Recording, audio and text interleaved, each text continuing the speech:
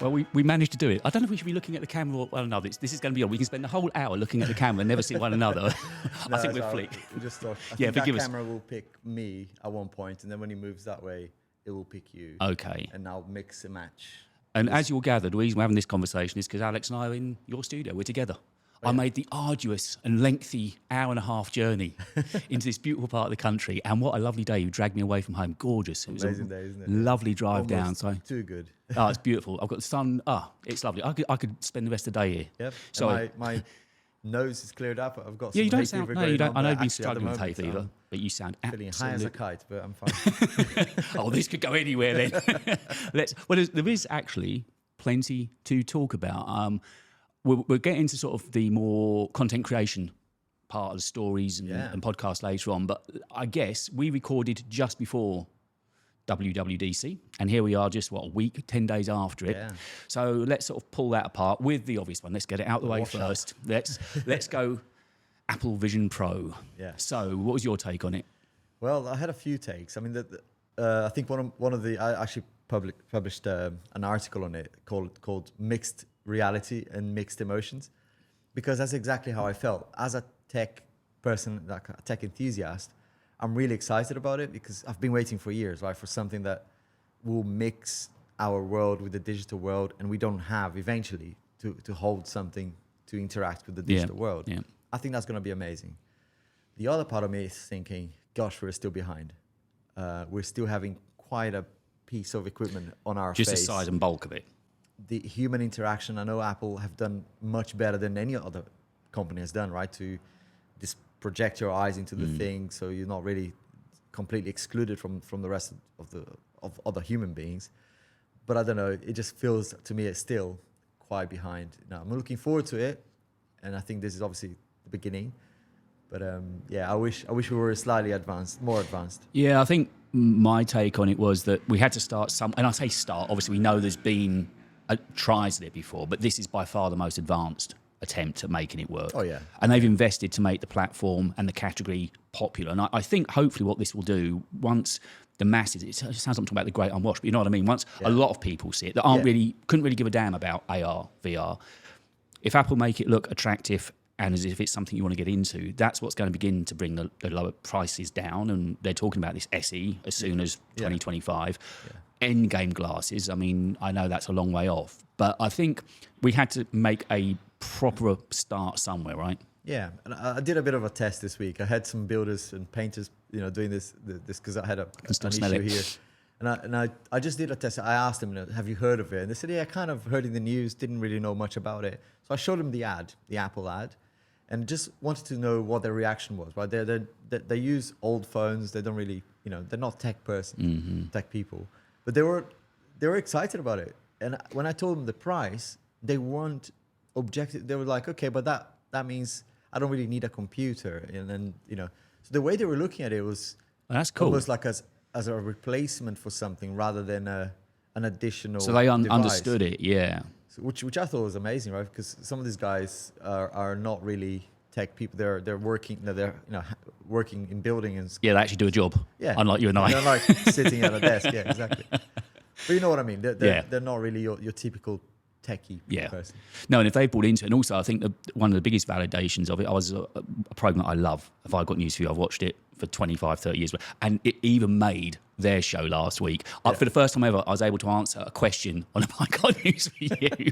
But yeah, I think it's done its job. It's caused some headlines. Most of them have been positive. Yes, I know this price ticket thing, but I wrote about it the other day and actually made a video saying that, if you were to go and buy a 65-inch OLED, that's going to weigh you in $3,000 easily.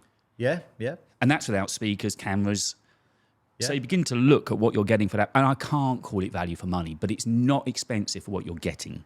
No, the experience, I mean, especially if you think about people who are maybe, bachelors out there that have a bit of money to spare and, don't really worry too much about sharing that experience with someone else.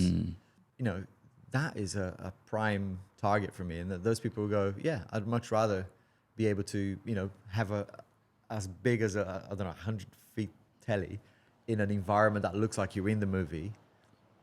That makes a lot of sense. I mean, again, coming into this year, I hadn't really fully grasped how exciting it could be. But obviously all the work I've done with Marcus this year, and it's really brought me up to speed with what's going on. And now I've had a week to kind of distill it and think what's happened. I'm really excited about it. And particularly, funnily enough, the image capture, video capture.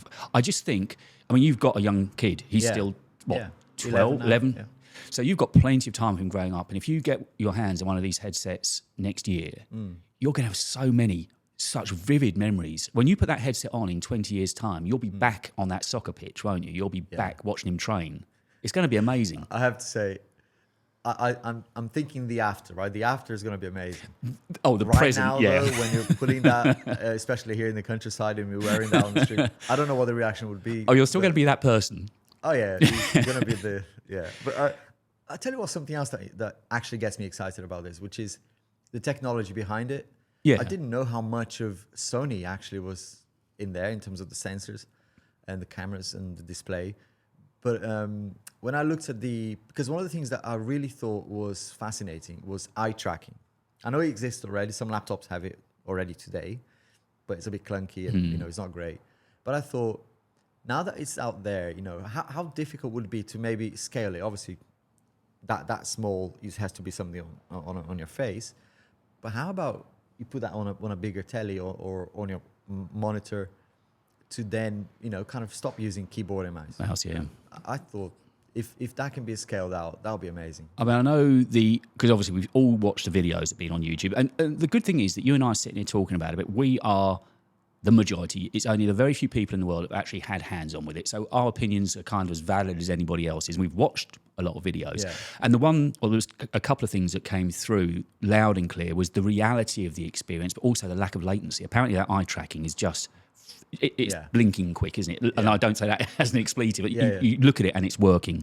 Yeah, it's crazy. And I've been looking a lot into how that's working and what the tech is behind it, because it's only been possible because of the manufacturing changes that have happened. There's something called wafer level optical something, right. WLO. And it's just crazy because, without that, they wouldn't be able to make as many. And probably not as cheap. So they clearly had to wait for this to be available for it to now to be there. And as you say, because it's so close to the silicon, the reaction is instant and it's just amazing. I'm talking out of my bum here, but I'd love to. We're used to it. Can we notice a difference? I think it's good to understand, right, how it was all put together, because there's so much tech in there that, again, as an enthusiast, I'm like, this is... Yeah. Really cool. What happens for us in, I was going to say Europe, but outside of America? I don't quite understand because, of course, they're only available in America to start with. So I don't know if that means if you bother to fly over to America, if we get a date, whether you can put one on pre-release. I'm 100% getting one over. I don't care how. I mean, I remember getting the Google Glass over when I wasn't even doing videos. And that cost me $2,500. Yeah.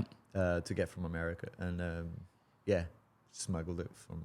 I mean, I know we haven't got an exact date yet, but I'm guessing probably March time sounds reasonable. I know it said early next year. It's not going to, I wouldn't have thought January, February. It is a shame if it's not global, right? I mean, we don't know yet, but they did say states only. They said states only. So it's going to cause that clamour nearer the time. And I mean, it's weird. Is it even going to work over here? I mean, it's just Wi-Fi, great, right? But if it's some sort of regional... That's true, actually, yeah. I suppose before buying one and bringing it in, you need to check out that it is actually going to function over here as well.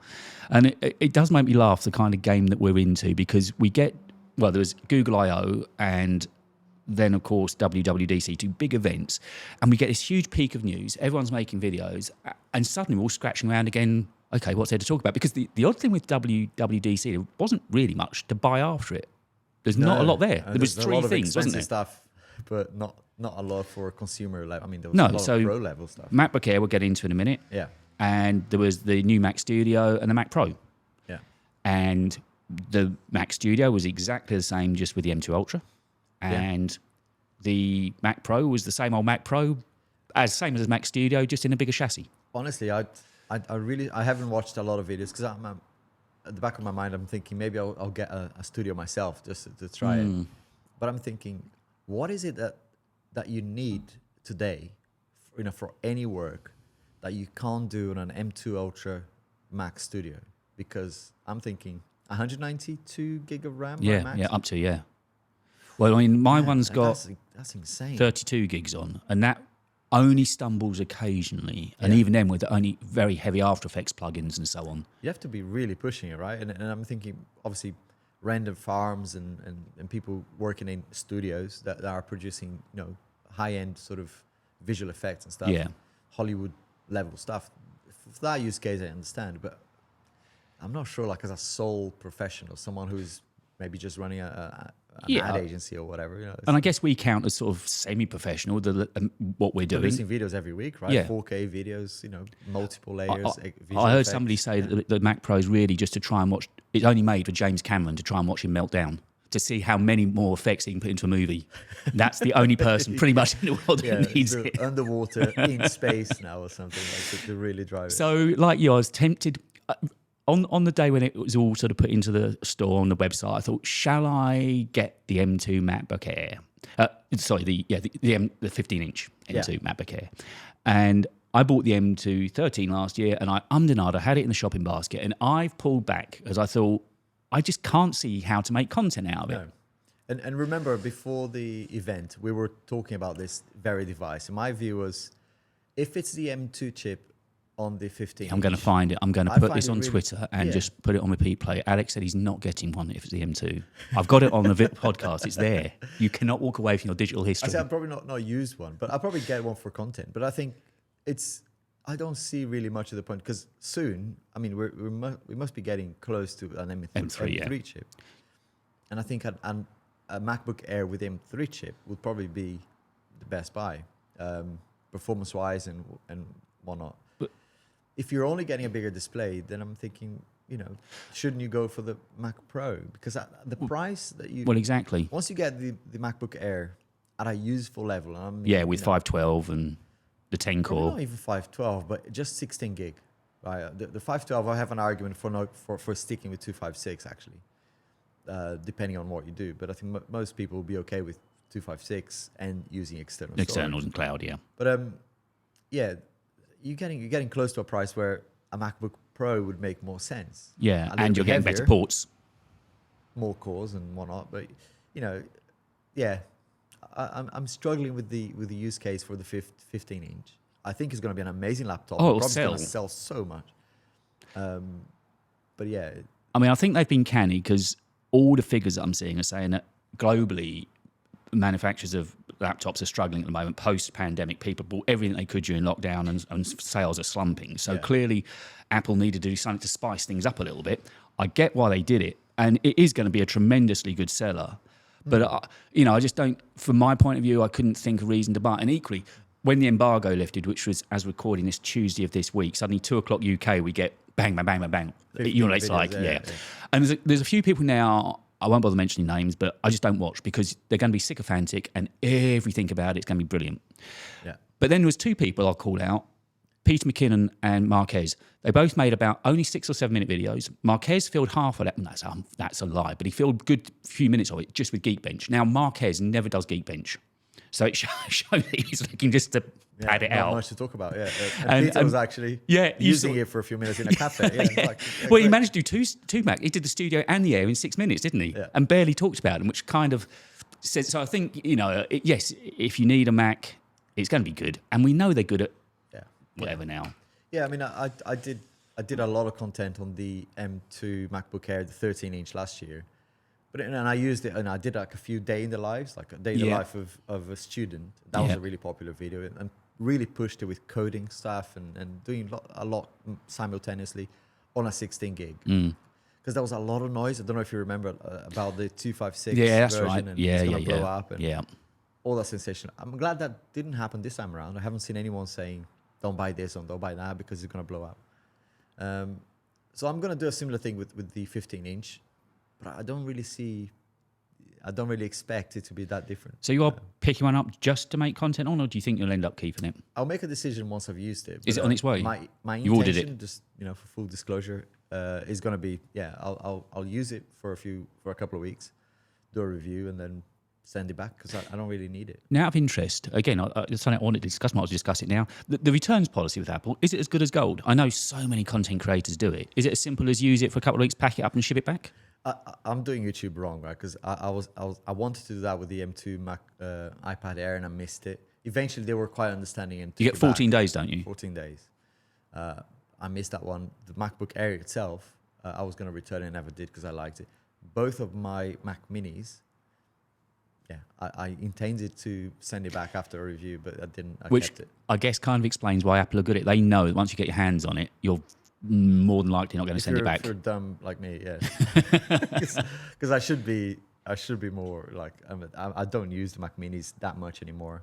How many Macs have you got here at the moment then? I've got 2 Mac Minis, one MacBook Pro, and one MacBook Air. Yeah, so not that many. Just the 4. Yeah, exactly, for one person. Yeah. And a couple of iPads. Yeah, it's... I wonder if the M3 might get put into the iMac first of all. That could happen, because that's been out a long time, hasn't it? Yeah. Yeah, I mean, the M3... You haven't got an iMac? No, you haven't got an iMac, no. There's an old iMac. Yeah, there. so not one of the new... Like a 2006 one. Yeah, that doesn't count. No, so cause I didn't buy one of the new iMacs, the M iMacs, and I'm thinking maybe if they go M3, that would be an interesting one. But out of the products that were released just recently, I was more tempted with the Studio. Again, maybe as a tryout, just to put it up against my MacBook Pro and see... Yeah, I mean, those... I see them as... maybe it's just me, but I think they're more a cosmetic Mac, right? To be on display somewhere nice in the kitchen or something, in a nice office. But I just don't really see them as being, machines that you buy for a lot of hard processing work. They're capable though, right?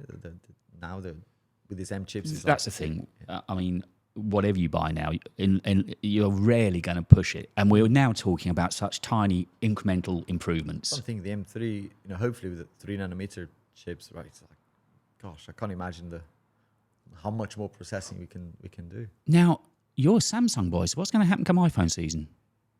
What's going to happen there for Alex? Are you going to be getting the iPhone 15? I'm definitely getting the iPhone 15. Whether I keep it or not is the question, right? Because you're still happy in Samsung lane, are you? I'm not regretting one bit because I was personally having quite a lot of issues with the iPhone. But I also used the iPhone since those bad boys was around. I'm just pointing at I just saw that. Bring one out. They're so small, aren't they? 4S. I think this is the 3GS. Wow. They are, I mean... Did we really use these? Yeah. Isn't that crazy how tiny they are? If you put it next to the Mini is massive. They are gorgeous. But yeah, I just got bored of iOS, frankly. It's been not a lot of changes, just incremental. I mean, it's a very smooth and great experience, but if you use something for that long, like 15 years or something... You want something decent to write home about. And I had used Android before. I think 2015, I had a go at the S6 Edge from Samsung. It was nice, but I put it back and went back to Apple because Android at the time wasn't really that smooth, and there was a lot of security. Oh, so they've done a lot of catching up, whereas Apple's kind of slowed down. Surprised. I mean, which is what took me by surprise. I think the S21 Ultra a couple of years ago was the first one that I thought, wow, these guys have moved on. Yeah. What we should talk about at some point is you send me an old Samsung to try, because I've never used an Android. You should send me one to try for a week or something. I'll see how we should make content on that, because I've never touched one to see how I'd get on with it. But speaking of OS, of course, you've jumped into the deep, dark depths of betas, haven't you? You've put on your iPad. I always do that. And I think as a tech content creator, you've got to have 1 or 2 devices around that are your beta testers, because you want to be testing things out and seeing what's broken and what's not. So yeah, the Mac Air has the Sonoma 14. Which is basically just widgets, is that right? Don't know, I haven't used it a lot yet. I mean, it looks nice, and they've changed the UI a little bit. So far, so good, but yeah, I haven't really tested it. And you've gone on with the iPad as well, haven't you? One of the iPads is on beta, and yeah, I haven't done it on the 13 mini because that's my only iPhone and I don't want to brick it. But I think that's I think it's important to do, because you gotta be. Sometimes there might be good content from it as well. So look, this is coming or whatever. And linking back to the iPads, of course, you made a video recently about Final Cut on an iPad. Have you used it at all since? I mean, were the problems that we talked about on the last podcast just hurdles too big to get over in real life? I've used it a couple of times, but I couldn't really edit a video, one of my videos on it. I can see how some creators might find it useful and doable, and I think in my video I mentioned this. If you never use Final Cut Pro in your life, that version on the iPad is awesome. But there are other options out there that actually can give you more, right? So, but Apple don't need to do a lot. I think if Apple enables SSD, like using external SSD on Final Cut, that will get a lot of people, I mean, including myself, a little bit more like I can now properly use this. If they add also the ability to move projects between Mac that and was the the iPad, main problem I saw. That'll be the cherry on the cake for me, and I'll probably stop moaning about it. But those are the two things that I thought these are major gotchas that that's what I said in my video. But I think if I take my use case out of the picture, which is 4K 10-bit, kind of a really high-end 4K footage. If I just take any 4K footage that is not that heavy on files, the iPad will be great for editing.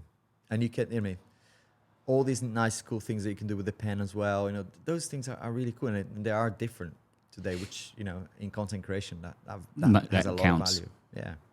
So I suppose if we sort of begin to swing around to content creation land now, because I think we covered virtually everything that went on at WWDC, the OSs and the hardware. I had enough of talking about Apple. So let's talk about. I think folks actually oddly enjoy talking to us about sort of behind the curtains of what's been going on. So.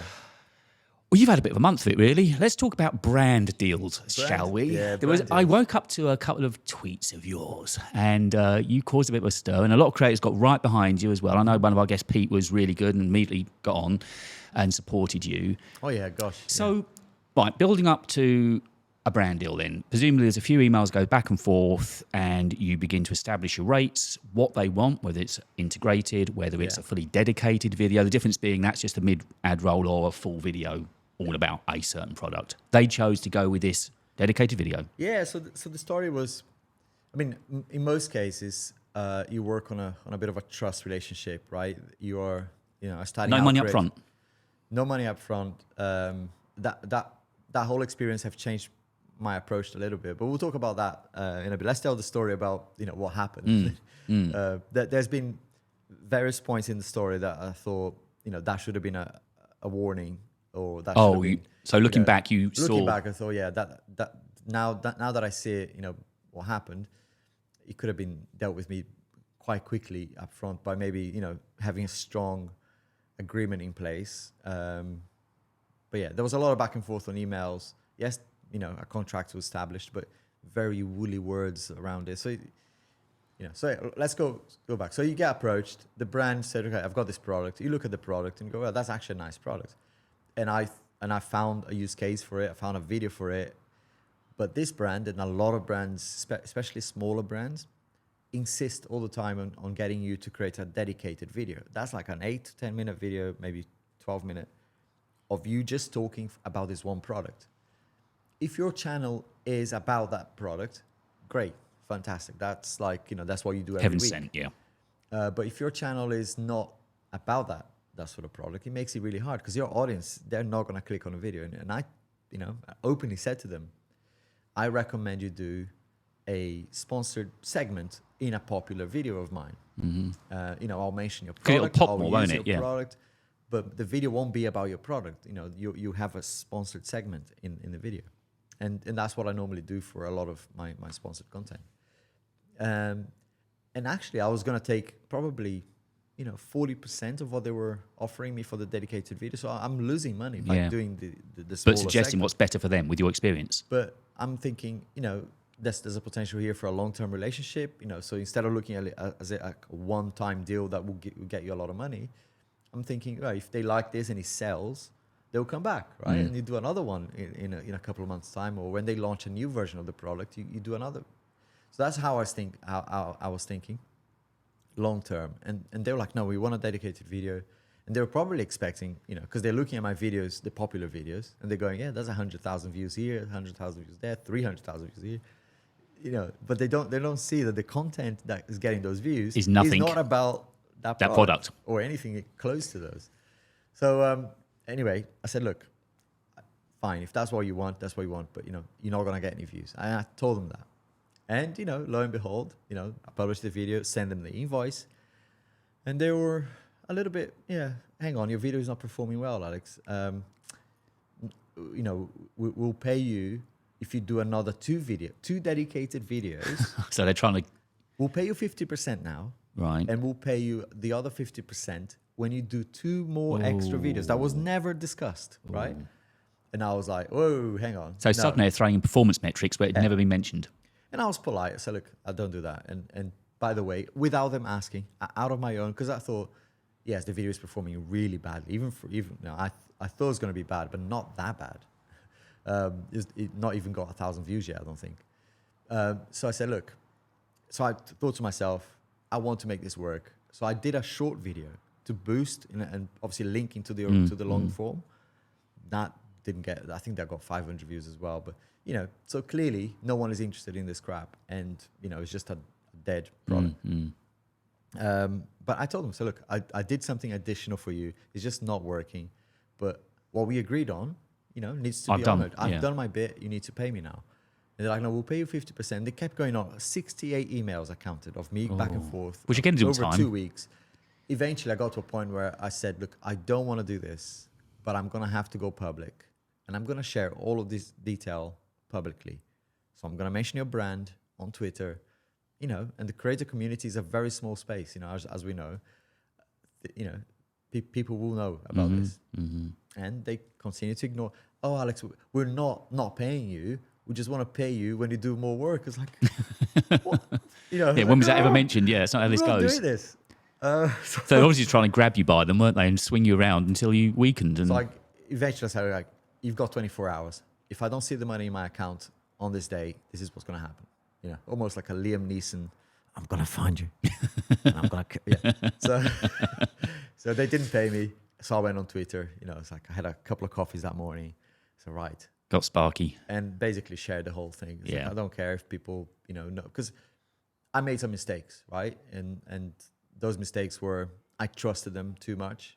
Because I trust every brand. I never asked anyone to pay me in advance, and never had that sort of problem before. Well, I had chasing app, and I had issues, people being late, and people paying me like 3-4 but never weeks threatening you. But they were never saying, no, we're not paying you. Unless. Can you do more videos so we can pay you? It's like, okay. But the community on Twitter, the tech community really came through. I noticed that. Oh my gosh. I mean, that tweet got 50,000 views at one point. The brand on a Saturday emailed me saying, please delete the tweet. We're going to pay you on Monday. And I was like, no. When the money hits my account, I'll consider deleting the tweet. Yeah. But until that happens, no, you need leverage on them. You've given me no reason to trust you anymore. But they were desperate. Oh, we held an emergency meeting. Can you please delete? We're going to pay you on Monday. It's like, had you seen other creators make any content for that account, for that company? Had you seen any other creators work with them? Yeah, and one of them actually reached out and said, I've had the same problem. So they got form. Yeah. And one of the nicest creators out there, right? Pete, I think we had him on, didn't we? Podcast. Yeah. He did something that was amazing, right? Because he was in conversations with this brand, and he immediately said to the brand, because of what you've done to Alex, I'm now canceling. I'm not working with you. And the brand sent me that email from Pete to me saying, look what you're doing, right? It's like, I'm not doing this. You've done this to yourself, right? And is regretful that I had to go to that point. And I hate doing it. And I have to do it before, with a brand that sent me fake views to my channel once. But they put fake views on. Yeah, so it was a decent product as well. It was like a software product. And another friend of ours, Patrick Rambles, also did a review and had the same situation. I think I know who we're talking about, actually. At the time, being the brand in the end claimed innocence, and they said that they used an agency, and the agency sent some bots to boost the views. The views, yeah. And it was very random. It was like the video was dying, and we were like, okay, well, we knew it would. But then all of a sudden, like 10,000 views, exactly 10,000 views in one day, and then died again. It's like, what the hell was that? It's like initially I thought amazing, the algorithm found me, but no, it was bots, and YouTube has zero tolerance on that stuff. Yeah. So I was really like, you got to get this. I deleted the video completely. Yeah. I was like, there's no conversation at that point. When I thought this is malicious, well, not malicious, but you know what you're doing. It was dodgy. I was like, okay, that's out. Speaking of the algorithm, something funny popped up yesterday. Again, somebody else we've had on iCave Dave. I was working away yesterday morning, and I saw these couple of messages come on my phone, all sort of YouTubey things, and he said, "Thanks YouTube for giving me this." And it was a short I made back in February, and the short was definitely not getting the headset at WWDC, and they put that video onto his homepage yesterday.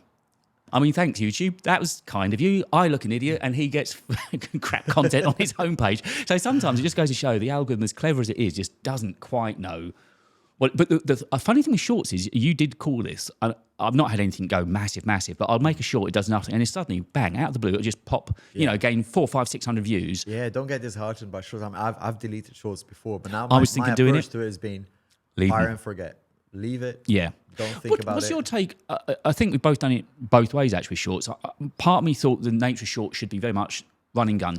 Grab it, shoot it, upload, no editing. Take them for what they are. And then I did one yesterday, because the product I had arrived yesterday was the Beats, the transparent new Beats Studio. Full disclosure, they sound crap. Right. But that's my video done. Don't bother watching it, they sound crap. But anyway, I'll try and make it You're really slightly more selling scientific. Yeah, it's going to be a short video. Maybe I'll use some Geekbench on headphones. But anyway, so I made a better video on a short yesterday. Yeah. But then one that I did absolutely no editing on, completely outgunned it. Yeah, it's crazy how it works. There's no science to it, in my view. It's just whatever. If people are not swiping away and they're watching it, basically, right? I think it's the secret. But I'm not freed from the urge to edit shorts. I got to a point where I'm caring less about them, but I still like to film using my camera. And my camera's on a cage, and I just flip it on the hook. Yeah. So at least I can record it with the camera. I just find it really hard to film with a mobile phone. But most shorts that blow up are just people walking. No care for the editing whatsoever. It's a nice little thing, right? Yeah. The one that I did the quickest was I was in London, and I was on the tube, and there was a guy doing some card tricks. I just said to him, "Do you mind if I take it?" No, and that just 5,000 within seconds. Yeah. 30 seconds, upload, done. No title, nothing. Yeah. Yeah, it's crazy, right? And that's the problem. I mean, a lot of people initially with shorts created a shorts channel. I couldn't be bothered. I think I just need to find a style, I think, that works, that doesn't break too much away from what the channel is about. So I think it will obviously still be tech, but I can't go too far with like something that would be viral. Because tech content is not really not that nature. Yeah. So then the other thing we were going to begin talking about was kind of finding your own voice and style. This is such a good point, right? Now, this is something you and I had a little bit of a chat about before we were recording. And even though I'm kind of coming up to 2 years in, it'll be 2 years in September, I'm still struggling. My subs are still really low, and my video views vary, but I haven't had any that go ridiculously well.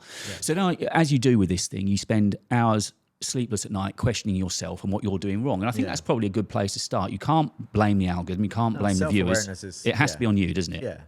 And I read something decent yesterday or a couple of days ago, just at the right point in time. It said if you keep uploading, doing the same thinking the next one will do well, think again. So then I began to think, well, what can I do? And I began to sort of look at myself critically. And I know we spoke about it on the last podcast, and I've been relying too heavily on the auto cue. Right. And I thought, okay, what I'm doing is losing any character that I've got. Yeah. So this week, I broke all the rules I would normally do. It's a video that I put up just about my feelings on Apple Vision. And there was no editing, a couple of jump cuts, but nothing. There was no B-roll in 15 minutes, no B-roll. Right. And it's performing okay. And I think the lesson, and I did no tags, there was no metadata. The thumbnail actually took longer than usual because I thought I needed to sell it. Right. But I didn't timestamp it. All the things that normally take that extra few hours after you finish, I didn't do any of that. And it's done okay, which makes me think, okay, maybe I need to focus. This is what I think I do best, is talk. Yeah. That's why I wanted to come here today, because it's so much nicer than doing it over video, just to feel somebody else's energy. So I thought, well, maybe just talk to the camera, don't read. Yeah. Maybe that's the way forward. I think having the balls to find your own voice and your own style is important, right? Yeah, and people are humans are so clever, right? We look through when you watch a video, whether it's yourself or watching someone else's video, you can tell when the person is being themselves or when they're forcing it.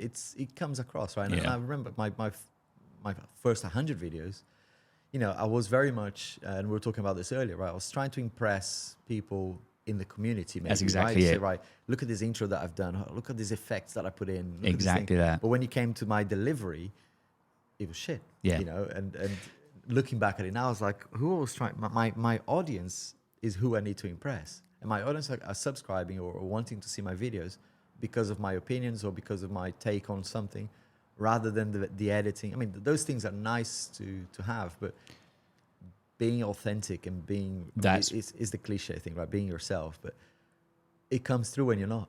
Yeah, it does. And there's this age-old thing when everyone says about getting into tech YouTube and people say, oh, is the space too crowded? You keep hearing this trite phrase thrown back, you know, because it's your voice. Only you tell your story your way. Yeah. And that probably needs to be heard more than you recognise. There is plenty of space out there, but as long as you don't try to do it in somebody else's way, and I've been guilty of that, and it was exactly what you said a minute ago. I wanted to impress people with how well I could edit. Yeah. So I decided, right, I was going to go Billy Big Bollocks and just throw the kitchen sink at it and show what I could do. And you know, it takes 25, 30 hours to make a video like that, but the editing is huge. Massive undertaking. And I was trying to, it's a sequel to Billy Elliot. It's when it all goes wrong for him. it's when I find I can't do anything on YouTube, so I start dancing in local pubs. But I realised I was trying to impress the wrong people. I was trying to impress the editors out there that might be watching, and somebody likes Premiere Pro, but what do you want to see? And let the audience guide you. I mean, obviously, don't be 100% guided that way, because then, you know, you're not being creative. But I find it a lot. You know, a lot of people are trying to impress the community on Twitter, for example. Exactly that. That's the wrong approach, I think. Yeah, and it was weird doing it, but it was equally cathartic, because I felt at the end, that night I shot it, I didn't even take my lights with me. I'd written a blog about it early in the day, and then I was sitting doing something else, and I thought, you know what, there was actually some interesting points in there. So all I did was make some bullet points, and I had a vague idea in my head of what I was going to talk about, and then I just set the camera up. Even the lighting wasn't perfect. Yeah. I mean, it is your strength, right? You're articulate. I could never do it, and I've tried. There was a few videos in my early days where I thought, I can't keep reading. I know I'm sounding robotic, but that's the best I could do. I mean, I can now free roll a little bit, but I'm not to the point where I have a few bullet points. I would love to get to a point where I've got 5 or 6 bullet points and I free roll the entire thing, because that's when I'm being myself. Your character comes out. If you met me down the pub, a conversation would flow that way. Yeah. But in a video where you're trying to cram things into 10-minute packages, I find it difficult. My brain is too scattered. It goes all over the place, and I'm thinking in my Portuguese head as well. It's like, how am I gonna, or Brazilian Portuguese? How am I gonna translate this all the time? And I didn't pronounce that right, and then you're constantly evaluating. Did I say that right? Did I sound that died? One camera down, one still hopefully running. It's fine. We've got one. We've got two the main angle is still going. Yeah. So I think that is definitely the right approach. Kind of relax, and if you've got that strength of not needing the prompter, absolutely go for it. And then maybe shave things in the edit when you think, okay, I waffled on a little bit. Yeah, I went on too long. But because you're more fluid, talking, just use that to your strength. Well, again, it all sort of dovetailed this week into a little mini perfect storm for me, because I read that tweet and then I started getting comments. Really, you probably had this happen. It was a video I posted maybe 2 months ago. It's done okay for me, 3,000 views, which for me is not bad. And good string of comments. You commented on it when I first put it up. It's on the studio display. And then suddenly this week, all I was getting was comments, the music's too loud. The music's too loud. And I thought, no, piss off, it's not. I wouldn't have let that slip. Yeah. You go back and watch it, and of course, once you've had a few voices, you begin to think, oh, maybe I should have ducked it a bit more. But then I began, one guy, and I actually made a deal with him, don't know who, never seen him before, and he said, it's a shame, because I think you've got a really good story to tell, but the music has put me off. So I said, I'll make you a deal. You do my views, okay? You go back and watch the whole video for me, and I'll promise you, I'll go dry. I'll not use music beds on review videos. And he said, that sound, we actually had I tried to take it on the chin rather than just bristling, think, I know best, it's my video. To listen, right? Like I said, maybe one comment and someone who's like out of 100,000, one person said, okay. But if there's a couple there and you go, hang on, maybe I should go and revisit. And I have that problem actually with music, because I love putting music in my videos. In Premiere, and this is getting a bit techy now, but this the podcast is I think free, right? actually people enjoy our techie talk. Yeah, so there's a video, and I'll share the link so you can share with people, because it's by Gerald Undone. Oh, yeah. And it's on Adobe Premiere Pro and how to include music without overlapping too much with the voice. And there's like frequency. I mean, he's amazing, right? There's like the right frequency levels to put the music on. So it's not just slam the music and turn the volume down. That's not it. Unfortunately, Final Cut, that's all I can do. My skills stop at there. In Premiere, there was different ways of doing it. And if you watch this video by Gerald Undone, I'd love to watch it, actually. The exact amount of... Yeah, he's notching out. So your voice frequencies are not competing with the music tone. And it's, you can have both then, playing along nicely.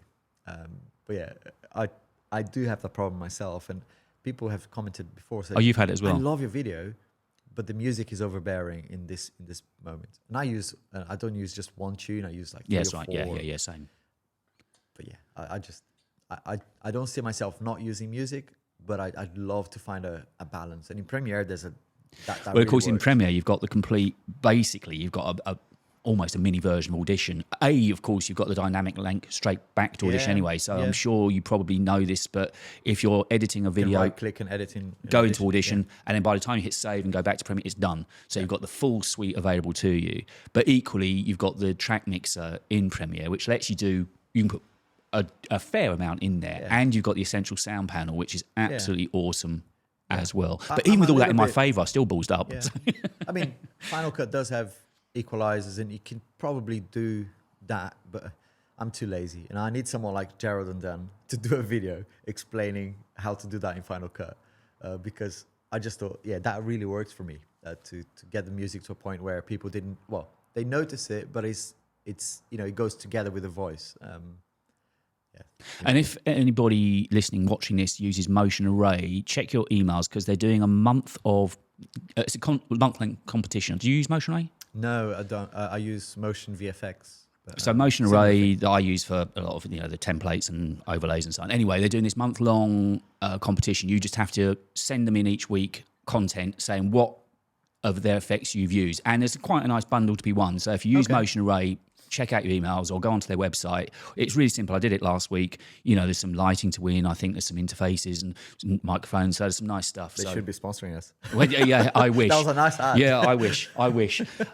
So I'm following on from the podcast show, by the way. Heil Microphones have actually said they are definitely going to send me some mics through. Nice. To review, which I'd love doing, because I really enjoy audio. If you turn a blind eye, I might actually nick your Rodecaster Pro 2. That might be gone by the end. Yeah, sure. I do need another SM7B. Yeah, no, it's not. But so then following on from talking about strengths, and this is something I've been thinking about, and I mentioned it too, and your eyes lit up. I was saying about going live. Oh, yeah. Now, I've done some looking into it. I know everything on YouTube can be monetized. So the way that as a creator we often make money from YouTube in a sort of regular length 10-minute video, whatever, is through the ads that they place or sponsored videos, dedicated videos. When they pay you. If they pay. Well, it depends how much work you do, honestly, Alex. I mean, you've got to up your game, man. You can't just expect to do one video. Times are changing. It's post-COVID. We've all got to work harder. So long form interests me because, again, it gets back to kind of what I can do, which is just sit and talk crap. Because I guess most people might know I used to do radio for the best part of 10, 11 years. And so you get used to timing your speech. You get used to speaking at a nice cadence, working to ads and all that. You get kind of used to it. And also the confidence of just opening a mic and talking and not. Yeah. So I thought this is all to do with what you and I have talked, because sometimes Alex and I talk a lot in between podcasts and sometimes not at all. It depends how busy we are, what we're up to. But it's always good. We know if it's a really shit morning, we can just get onto Telegram and just sort of go, blah, blah, blah, you know, what you do. If I respond with one word or just an emoji, I'm having a bad day. But then it was, again, getting back to this thing of strengths. I thought, okay, let's talk long form. Have you done, live? Have you done many live streams? Let's put it this way. I haven't done enough. I think 2022, I've done 6, and that was my target for the year. This year, I've done maybe 2, and I never regret doing them because... You did one straight after WWDC, didn't you? Was it after Provision. Is the best way, I think, to engage, especially for me, because my videos are all scripted. I can't do it if it's not scripted. I do free roll a little bit here and there, but most of my videos are scripted. I just found the live stream to be more relaxed. I can sit back and just talk about stuff that I enjoy, listen to the comments, answer questions. get people engaged, right? And that's such a better way. And I'm getting better at it, but I think I need to do more to get even. I mean, I'd love to do, run competitions live, because I was scared of doing that in the last one. I was like, I'm gonna do a giveaway, but I didn't have the multitasking ability to go, right, I'm gonna do this and be live and not sound like an idiot. So, but yeah, I guess the more you do of it, the better. But every time I do it, there's great feedback from it, whether I'm by myself or with someone else. I've done it with Patrick and Patrick and Kevin. We've done a few with 3 of us or 4 of us talking about WWDC pre-event or pre-Apple event or whatever that might be. Mark Ellis as well, and I just think, why not do more? And so I've been batting the idea around. You reckon it's something I should have a dabble at? Have any of yours earned any money out of them? Yeah, I mean, people are lovely, and when they see you live, they feel more kind of maybe more engaged, and sort of feel kind of, I don't know. I never ask for it, but you always get a donation, at least 1 or 2 donations, and that's lovely, right? Because it in the grand scheme of things, it's not going to obviously pay your bills, but I think it's more of a community thing. They feel that you're giving something back to them, and that it's of value.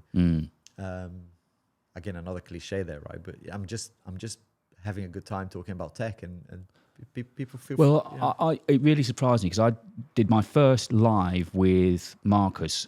We basically watched WWDC together. We had to punt a chance on when the headset was going to be unveiled. But the reason I wanted to do it was so that for posterity, his reaction for all the work we've done, the moment he first saw it, and I've got it, and I put it as a picture on Twitter. If you look at my Twitter, you'll find it. And he was just, yes, because he's so nearly got it right. It was priceless. But equally, earlier that afternoon, I thought, I just need to test it all out. So I went on thinking it'd just be for 10 minutes just to check the mic was okay, levels. Blow me down. I had about 30 or 40 people watching. People I'd never heard of. And you said that YouTube really pushes it. They like it then, do they? As soon as you go live, it almost for all your subs, it will show on their recommended, because it's live. And I see that when people that I follow go live, I see them straight away. It's like, I watch it. I didn't even know they were going to be live. And the other thing is, people, you see the thumbnail. If like 2 hours, if you program it to go live in 2-3 hours, or even like 2 days, people can set an alert. Yeah, that's right. To be alerted about it. So there's a lot of push for live, because obviously you're getting people to stay longer on the platform. Yeah, that's what YouTube wants, right? And I guess also it's making it more television-like. It's more or radio-like. Possibly it is a very live interaction, then, isn't it? And people feel very involved because they can be talking to you. They'll hear their name, and I know from radio, people love to hear their name mentioned. Yeah, the UI isn't great, right? If you go to Twitch or Kick now, the UI for live stream is fantastic, and there's a lot more interaction. There's a lot more kind of little features that you can get. YouTube is not there yet. I mean, you can do like little stickers and donations, of course, but it's not as clean and as Kick or Twitch. I mean, I think in time, when I did my live stream, I did it out of Riverside. I created the all the coding that I needed in YouTube Studio, then put it to Riverside, and it all worked fine. I know that OBS is even more robust, isn't it, for live streaming? How do you stream? So I've used both. I've used Ecamm as well. So you can have multicam. So I think in the one that I did for after WWDC, I used multicam, which is quite nice. It's nice and easy to. I used the ATEM Mini, plug 2 cameras in, and just every now and then look at different cameras. So it's quite nice and fairly easy to do. But yeah, you can do that on any StreamYard as well. You can do that. I like using something like OBS because it allows you to, it's a lot more granular, isn't it? You can add multiple scenes. You can have overlays and things like that. So yeah, it's trying to. I mean, again, whenever you do the things for the first time, you try to be as good as you can first time. I know it's not going to be perfect, but I've just begun thinking it's something that appeals to me.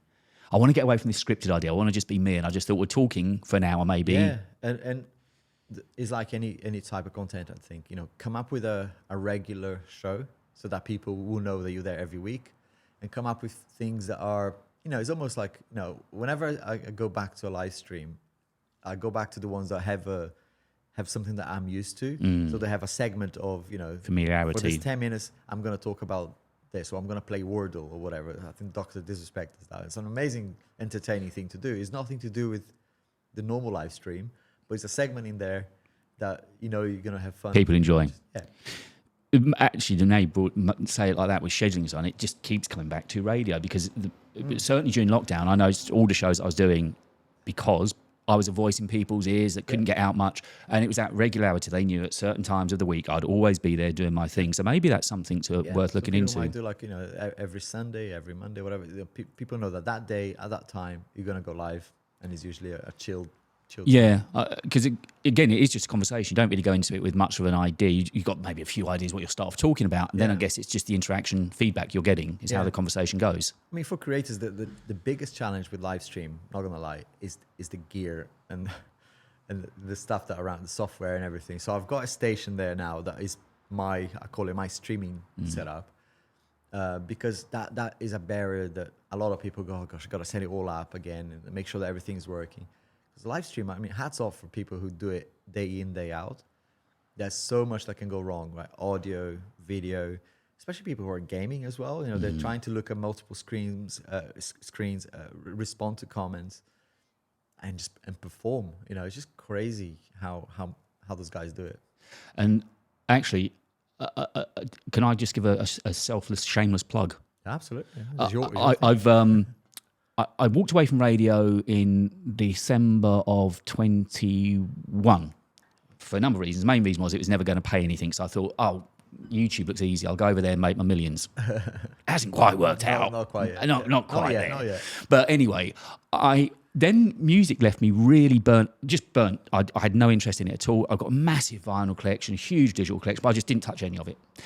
And then I noticed over the last few months, I've actually begun, when I write my blogs in the morning, I'm now listening to vinyl. I just dig out albums and I play them. I've just begun to fall back in love with it again. So I'm actually doing a one-off radio show this summer for my old station.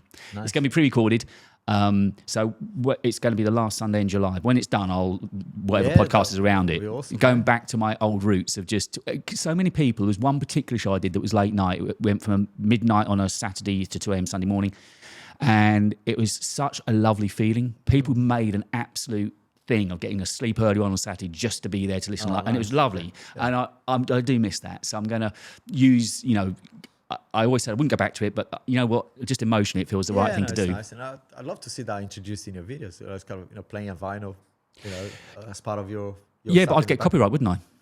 Yeah, but maybe don't play anything that's... Play the vinyl as a thing that you show on screen, but the music playing is something. Oh right, yeah. From Epidemic. Yeah. The old workaround, good old Epidemic comes to the rescue again. And I'm actually going along with that. There's a friend of mine that does a live stream every Thursday on Mixcloud on video, and I'm going to go and join him. He's been on and on and on at me to do that. So yeah, I've got a bit of music coming up as well. But again, that's all kind of trying to find into the strengths that we've all got.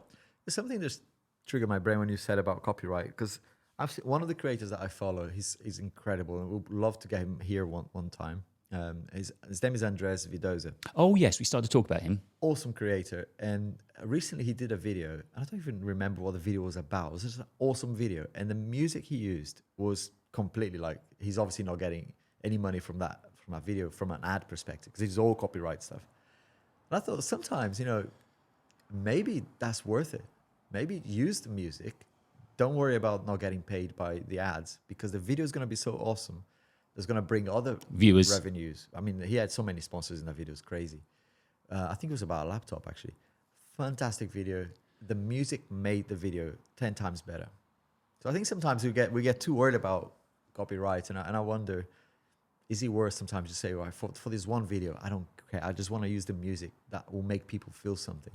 Well, there was a brilliant irony, because I always use library music. Whenever I've used any music, I always just go straight to Epidemic. And anyway, you remember I did that video on the 25 years of iMac? Yeah. And I was trying to use some of the original audio from the adverts. I got a copyright strike, but the beautiful irony of it was from the label that my daughter works for. So her company actually copyrighted. So I said, your bloody company's just... I was blaming her for the licensing of music rules, but it was just the irony of it. It was a perfect irony of just being slapped down by your own daughter's company. How did you fix it? No, okay. It was just completely by luck or bad luck that the one bit of music on that video was licensed by BMG Music. Crazy. It was just, but there was a workaround on it. I remember messaging you that night and said, will I get a copyright? He said, 100% you'll get a copyright. I've heard so many horror stories, right? But I think if you like in this case, it was well worth it using commercial music because he made the videos so much better. Now, speaking of him, we were chatting about him just before we started recording and had a quick look at his videos. He's got a really unusual way of making videos, but a way that is very engaging equally. Yeah, well written. A lot of voiceovers and incredible. We'll try and leave a link to his channel in the show notes. Yeah, cinematic. He doesn't need any more subs. He's amazing though. Amazing. How long has he been on for? Do you know? 3 years. Oh, so he's put some time in, but no, as he started at the same time. Well, same as me. That says me 2 years in. Yeah, but just it's a different style, and he's got this thing going on with Jan. I think he either works with him or I don't know what the split is there, but it's just two of them, and just having a great time recording stuff and making. Sometimes they add some comedy, like little skits in there. We're just amazing videos. Taking a look at it before we start recording, the big difference was the way that he's not really on camera. Yeah, very rare. I mean, you see his set, it's him, it's in his studio, it's his hands, but that's it. Yeah, a lot of it is voiceover. I mean, more recent videos, he's appearing doing A-roll stuff, but his core videos, the ones that did really like millions of views, were mostly voiceovers. What's his? I mean, one that I happened to watch was a desk tour. What's most of his content on? A lot of that. Lot of desk setups, PC setups. I'm sure you might have even liked the Studios. picture on Twitter as well. I saw somebody put up a picture of just an IKEA bench on a beach. This is your desk tour of the future with Apple Vision, which I kind of thought. That was a reasonable take on it, wasn't it? Yeah, I mean, work will change, right? With that thing, imagine, right? How you can just. Because obviously your Mac can be picked up on it, so I could quite easily sit and edit this video, this audio, whatever, sitting there just with the headset, couldn't I? Yeah. The only downside will be, I don't know what the fatigue will be, by wearing that for such a long time, but that is definitely the future. I mean, I don't see it going. I'm glad that it is the future because I think I've had enough of holding something. Yeah, it needs to change, and again, it was something that I've sort of written about, made videos about. That I think we all get used to. We get safe in our norms. No matter, you and I love tech. We love to try new things. But equally, I bet you're the same as me. You like to come in. You said you left that desk exactly as you left it last night when you left here at 11. Yeah. Part of our psyche likes familiarity as well. We like our safety net. Yeah. So suddenly we're being taken outside of our safety net with what's coming. I don't know how much it's going to affect my working life being such an old git, but I do think it will touch me. And the minute I can embrace it, I will. Thanks for not disagreeing about the age-old git thing. That'll go a long way. I'm old as well. But no, I'm really excited. I always find things frustrating. I'm sure when I start trying, you used to be able to do that. And you always want to go back to the old ways, don't you? Yeah. And I don't know. I think there's a lot of positive. I mean, I've seen, I think it was Matty who said that, Matty Hapoel said that he was able to edit a video using it, with hand gestures and stuff. That's great. I mean, if you get to a point where we can look at the cuts and just like cut here, just with your eyeball. Yeah. The way it's going to speed things up. And it also, the means of consuming content. I know we mentioned at the beginning about sort of watching movies. It was weird because Zuckerberg of course, he released, there was a press release saying that Meta 3 was coming just a few days before WWDC. Yeah. Then he's held an event and he's spoken about it now. And he was trying to say, I've seen that's their version of the future. It's not the future I want. It was almost patronizing, wasn't it? Oh yeah, Apple, well done. It's a good take on it, but we started it. Yeah, and it was this take that in Apple they show everyone sitting alone. With Meta we show people together. But also Apple have included some form of pass-through. It's not perfect, but at least then if you're in a room with somebody that's doing something pass through on. I have to say, I a million times prefer the way Apple is approaching it. I just never got the thing that, you kind of, when you're wearing that next to other humans, it's very like you're completely excluded. Yeah. But yeah. Because that's virtual reality. That's terrible English. It's nearly all virtual reality, isn't it? Yeah, Meta. that whole metaverse stuff is not something that appeals to me at all. But I like the mixed stuff. Now, interesting, looking at the generations with your boy being 12 and with a dad that's got a tech channel. So he's kind of, here's what's going on. Has he been taken by it? Does it appeal to him? I showed it to him and he wasn't really, I mean, kids are so weird. Or sometimes they're like, yeah, it's cool. What does he turn to first? Tablet or phone? Phone, I guess. We're trying to get him like not to use so much, but yeah, he's got an iPad and it goes to the iPad mostly. Yeah, not the phone. I mean, he only has a phone for when we go traveling and stuff anyway. But Yeah. I don't know. I guess when he gets to a teenage age, it would probably be different. But Because I know you said that the builders will kind of, actually, and that's great that people are beginning to take notes of, and that's where I think Apple have done their job. I know we've gone in a nice full circle, which is probably, that's almost like a produced video, and we've done a 360. But it is great, that, and I think that is what Apple managed to achieve, was that they made people aware that change is coming. And the other point I've made is that we are at such an exciting point in time, because it's all of these AI and AR engines are going to learn from what we're giving it now. Yeah. If we treat it well and give it good input, it's going to be better. Yeah. I think for people that are our generation, I feel like we're almost in a unique position. We are. We remember the world before all of this. For phones. Kids now only know the digital stuff, right?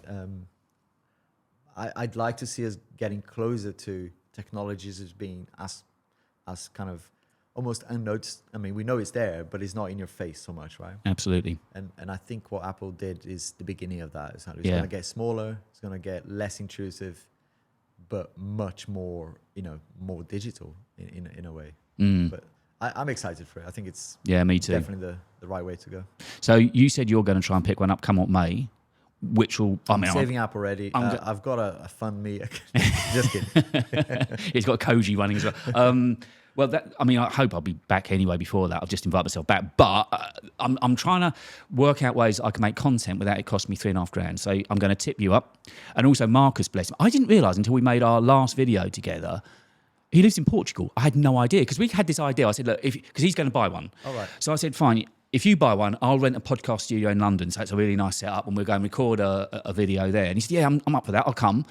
And it's only last week I found out he lives in Portugal. So the poor bugger's going to go to America to get a headset, then come to London just to make a video with me. It's kind of on the way, isn't it? Yeah. Kind of. That's on convincing, yeah. So anyway, come hook or by crook. Hopefully next year I'll get to see what this is. I really am excited by it, though. I think it's something. It's really special. Yeah. It's definitely, it's like being around when the first iPhone came out, or the first mobile phone came out, right? So next video for you is going to be? I'm working on it right now. I'm wearing two watches. Oh, yes, of course, I saw that. It's about the Apple Watch and the Garmin. The Garmin, how they stack up at the moment. And the Garmin. That's a pretty watch, actually, that Garmin. That is a lot. I mean, it's big, but it's pretty. This is the Epix Garmin. There's an Epix Pro as well, which is very similar. I thought this was, for me, the best sort of... Because I've also been wearing the Phoenix, which is a huge menace thing. I love it. Very manly as well. But I thought this was the best sort of compromise, because this has an AMOLED display, almost like the Apple Watch. I mean, if you put it, whereas the Phoenix is a memory in pixel display. It's kind of almost be mean here, but it sounds like a Casio watch a little bit. It looks like a Casio watch. But my does it fit in at all eyes have been open to. Does it fit in at all with the Apple ecosystem? No, it doesn't fit with any ecosystem. Not even. So it just runs on its own thing. Okay. It's crap software, to be honest. And but I say watch. that in my video. It's a bit of a collab, actually. There's Pete Matheson who have a little bit in there, and I'm doing the same on his video. And I think Patrick is getting. Well, I know Patrick is getting a couple of these as well, so might see that. A lot of Garmin content.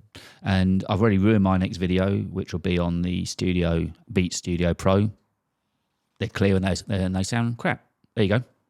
It's really unfair. You did something on Apple Vision, right? Or Vision Pro. I've done so much on Vision Pro. Yeah, I did that where I just sat down and spoke. Yeah. That was... in fact, I think this next one for the Beats, I'm going to take on board. Have you uploaded the Vision Pro yet? That one. Yeah, that went out. Okay. So that's been up. But certainly by the time you see it, it's been up for a few days, and it begun to do okay. I keep using for me because I'm waiting for one to really pop. I'm just trying things, and that was one I did no B-roll, just me talking. Nice. But at least it was trying something different, and it was really, really weird not putting any tag. I put 2 tags in my name. Tags are and overrated. I've found that. Yeah. We'll put it this way: this video's done no worse. I spent more time on the thumb, which I think shows. I did Apple Pro Vision as one tag and my name as another tag, and that was it. I think I put Apple 3 tags. Because I've been, again, it's this thing, I've been a slave to vidIQ. They tell you to get that 50 out of 50 with tag. Yeah. And I suddenly sat back and thought, it hasn't helped me. I started to use tags for using it for, what would people search for if they misspelled it or if they if they missed a word. So like That's a good Apple idea. AR glass instead of Apple Vision Pro. Yeah. I would definitely add those 2 tags in there. Yeah. But I wouldn't go out of my way to put everything, because in my experience, hasn't really done much. No, I've found that as well. And this is the I put first. my own channel name as a tag. That's what I do. Yeah. Because somehow that People look for you, don't they? yeah. Yeah. And also not timestamping. I know you still do timestamp. Patrick, for when we more had than- on, I know he said he doesn't, but Yeah, I've got a policy, right? If it's longer than 10 minutes, I'll add it, because I feel, as a viewer, I feel bad when there is like, come on, you're really forcing me to watch this whole thing to find maybe. But Google are doing that automatically in some videos. They are automatically timestamping your videos. Right. So when people search it on Google, you will see bits, where you're talking about certain, they will automatically do it. of course, yeah, because when I search this on Google now, bring out a new search of videos, and you see the little sort of timestamp little videos come up, don't When you? you go to the video, not all of them will have Yeah. created, creator-enabled one. Just before we wrap up, in YouTube Studio, it says that it will auto timestamp kind of thing. Have you ever used that feature? Does it work? No, but I think that's a similar thing. That's Right. probably what Google is doing on the search side of things. But that's probably what it is. So you'll search for segments of what you're talking about. Yeah. I mean, I haven't tried it. I just rather go, because I like to add a little bit of SEO in those. That's the main reason why I do it, really. For a longer than 10 minutes video, I'll add every single timestamp starting with the product name, Right. and then what the subject is, so like specs or design or whatever. Oh, and then say MacBook Air M2, whatever. Then repeat So myself. it just several can times, find itself. Yeah. Yeah. Yeah. Whether that's helping or not, I don't know. But I've heard people say that is indexed. So if it's indexed, it's That's going to gonna help help. search, right? Yeah. Pro tips. There you go. Well, that's done it. Nice one. Another one done. And, so much better. Grab some lunch. Oh, yeah. And also, not having to worry about bandwidth. I mean, Riverside's been great, don't get me wrong, but it's just so much better to do this in person, isn't it? It is. Oh, it is. man, so much. It's just great. Our weeks and calendars kind of collided. I mentioned to Alex on Monday, I said, how's your week looking? And he's like, what should we do? Should we get a guest on? I said, well, I'm free. I could come to you. No, So I always prefer it. it's much the better, only isn't problem it? here is, the space isn't soundproofed. So there's cars driving, and you may have heard some issues. I apologize. for that. Hopefully the plugins will work. And this time we're doing this a different way, aren't we? You're going to edit and upload the video, yeah. and I'm going to do the audio. Yeah. It's sweet. actually a job shared. Teamwork In it. does the dream work. Lunch. Let's go. Thanks for watching, everyone. See you Cheers, soon. guys. Bye.